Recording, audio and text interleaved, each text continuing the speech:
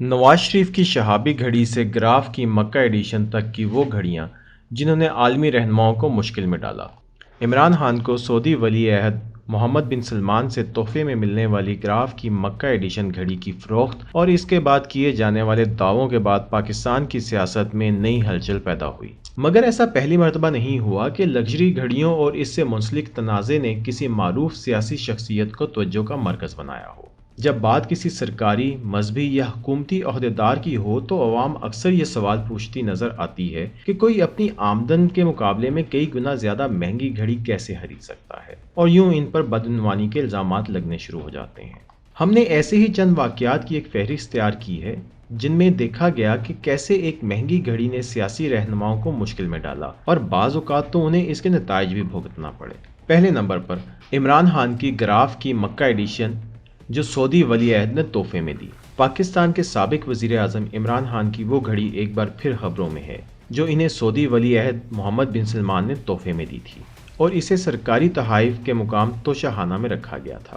توشہ خانہ کے تحفوں کی فروخت سے حاصل ہونے والی آمدن کو اثاثوں میں ظاہر نہ کرنے کے الزام میں الیکشن کمیشن آف پاکستان نے عمران خان کو نااہل قرار دے دیا تھا۔ مگر گزشتہ دنوں دبئی کے ایک کاروباری شخصیت اور اس گھڑی کے مبینہ خریدار عمر فاروق ظہور نے ٹی وی پر یہ دعویٰ کیا کہ یہ گھڑی انہیں $20 لاکھ میں فروخت کی گئی۔ انہوں نے ثبوت کے طور پر یہ گراف کمپنی کی مکہ ایڈیشن گھڑی اور مکمل گفٹ سیٹ اپنے ہاتھوں میں پکڑ کر دکھایا۔ تاہم عمران خان نے مبینہ ہتک عزت پر جیو نیوز اور عمر فاروق ظہور کے خلاف برطانیہ اور متحدہ عرب امارات میں قانونی چارہ جوئی کرنے کا اعلان کر دیا ہے۔ تحریک انصاف کے رہنما نے بدھ کو ایک پریس کانفرنس میں بتایا کہ یہ گھڑی قانون کے مطابق توشہ خانہ سے قیمت ادا کر حاصل کی گئی اور پھر پاکستانی مارکیٹ میں ایک ڈیلر کو $5.70 کروڑ میں فروخت کی گئی۔ رہنما P T I Zulfi Bukhari نے کہا کہ یہ گھڑی پاکستان میں ایک ڈیلر کو فروخت کی گئی تھی جسے بعد میں ایف آئی اے کی جانب سے ہراساں کیا گیا۔ انہوں نے کہا ممکن ہے کہ اس ڈیلر نے یہ گھڑی آگے فروخت کر دی ہو مگر وہ ڈر کے مارے ملک چھوڑ چکا ہے۔ ادھر موجودہ حکومت کے وزیر اعظم شہباز شریف کے معاون خصوصی عطا اللہ تارڑ نے گزشتہ روز ایک پریس کانفرنس میں بتایا کہ سعودی ولی عہد کا جو تحفہ عمران خان نے فروخت کیا اس میں پورا گفٹ سیٹ ہے۔ اس میں ڈائمنڈ کف لنکس اور ڈائمنڈ پین بھی شامل ہے۔ اس گھڑی کی منفرد بات یہ ہے کہ دنیا میں ایسی ایک ہی گھڑی ہے۔ یہ خصوصی طور پر بنوائی گئی تھی۔ اس کی قیمت کا موازنہ مارکیٹ میں موجود گھڑیوں سے نہیں ہو سکتا۔ انہوں نے کہا کہ حکومت نے اس کی قیمت کا تخمینہ لگوایا جس کے مطابق یہ $1.20 کروڑ کی ہے، یعنی اب اس کی مالیت $2 ارب سے زیادہ ہے۔ قیمت لگانے کے لیے ڈائمنڈ کا وزن اور قسم دیکھا گیا۔ اس کے ڈائل میں خانہ کعبہ کا ڈیزائن بھی ہے۔ دوسرے نمبر پر نواز شریف کی شہاب ثاقب والی گھڑی۔ مئی 2013 میں مسلم لیگ نون کے موجودہ قائد نواز شریف تیسری مرتبہ پاکستان کے وزیر اعظم بنے اور ان کی حکومت نے جون میں پہلا بجٹ پیش کیا۔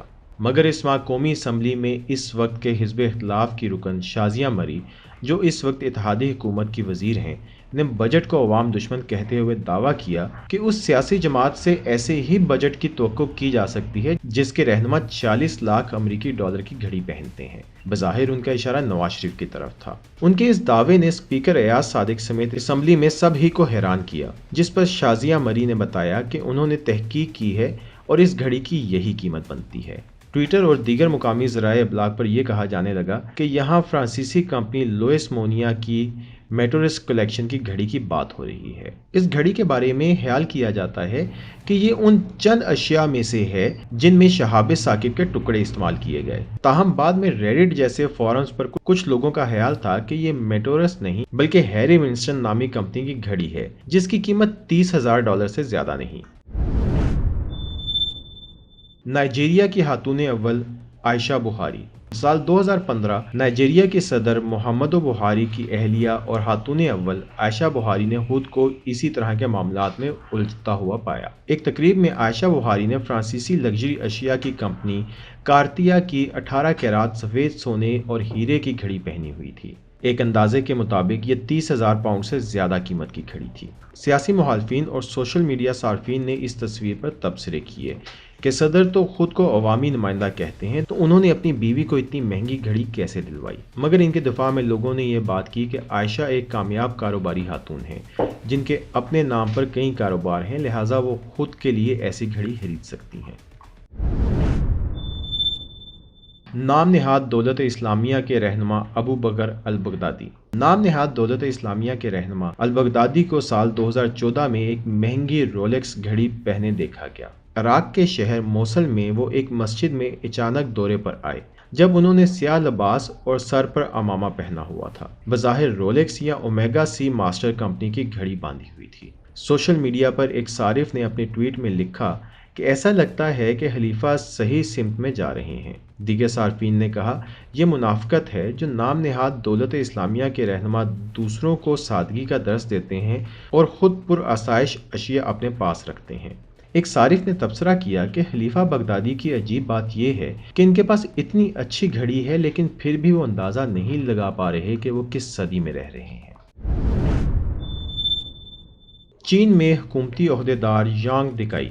یہ سن 2012 کی گرمیوں کا واقعہ ہے کہ جب چینی سیاستدان یانگ دکائی کی شانسی صوبے میں بس حادثے کے مقام پر مسکراتے ہوئے تصویر نے لوگوں کو کافی پریشان کر دیا۔ چینی سوشل میڈیا پر لوگوں نے اس بات پر ناراضگی کا اظہار کیا کہ وہ سانحہ کے مقام پر اتنے خوشگوار موڈ میں کیوں نظر آ رہے تھے۔ ان کی مسکراہٹ کے بعد لوگوں نے ان کی لگژری واچ کلیکشن کو بھی موضوع بحث بنایا۔ اگر ان تمام گھڑیوں کی مجموعی قیمت لگائی جائے تو یہ اس وقت کئی ہزار پاؤنڈ بنتی تھی۔ لوگوں نے یہ سوال پوچھنا شروع کر دیا کہ اتنی معمولی تنخواہ پر ایسی گھڑیاں کیسے خرید پا رہے ہیں، اور یوں یہی تنقید اس چینی اہلکار کے سیاسی سفر کا زوال ثابت ہوئی۔ ان پر بدعنوانی کے سنگین الزامات لگے اور بعد میں انہیں قید کی سزا سنائی گئی۔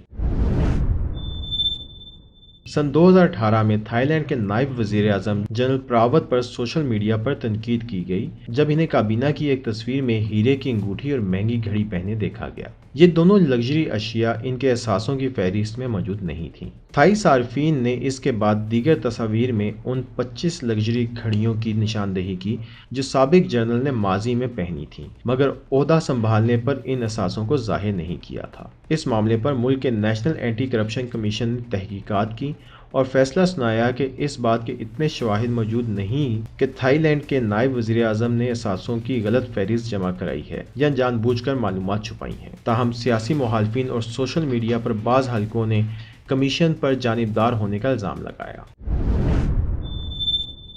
انڈین وزیر اعلیٰ کی 70 لاکھ کی گھڑی۔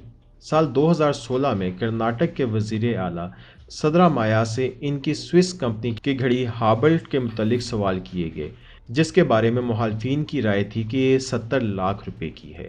حزب اختلاف نے اس معاملے کو اسمبلی میں اٹھایا اور کہا کہ اس کی تحقیقات ہونی چاہیے۔ بعد ازاں وزیر اعلیٰ نے دعویٰ کیا کہ یہ گھڑی انہیں ایک ڈاکٹر دوست نے دی تھی جو مشرق وسطیٰ میں کام کرتے تھے۔ بھارتیہ جنتا پارٹی سے تعلق رکھنے والے رہنما جگدیش شیتر نے کہا تھا کہ چیف منسٹر نے اسے سیکنڈ ہینڈ گھڑی کہا۔ وہ اس معاملے کو دبانا چاہتے تھے کہ اس کی کوئی رسید نہیں۔